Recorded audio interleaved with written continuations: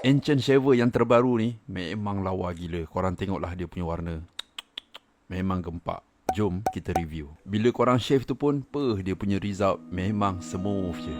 Ini adalah electric mini shaver daripada Ancient model Mini 6. Dia punya packaging memang cantik. Bukan satu kotak tapi dua kotak dia bagi guys. Dalam box korang akan dapat satu kabel USB Type-C, berus pembersih, user manual dan juga dia punya shaver. First kali dia punya design memang sangat-sangat cantik guys. Aku pun terkejut dan terkesima bila tengok kilauan yang dihasilkan daripada shaver ni. Memang solid. Saiz dia pun sangat-sangatlah kecil. Sedap je bila korang pegang. Dan mata dia pula sangat-sangatlah fleksibel. Korang tengoklah dia punya spring pun sangat-sangat lembut. Bahagian atas ni korang boleh buka dan ia magnetik sahaja guys. Tak ada sebarang klip. Senang nak buka dan senang nak pasang. Pada bahagian bawah dia ada satu port USB Type-C untuk pengecasan. Nak pakai dia pun sangat mudah. Just klik je power button ni, terus on. Korang klik lagi sekali, terus off. Simple. Overall shaver ni memang sangat-sangat bagus untuk korang bawa ke mana-mana. Sebab saiz dia pun kecil, nak pakai dia pun mudah, nak charge dia pun mudah. Mata dia pun tak bahaya dan satu lagi dia waterproof guys. So, kalau korang berminat nak dapatkan,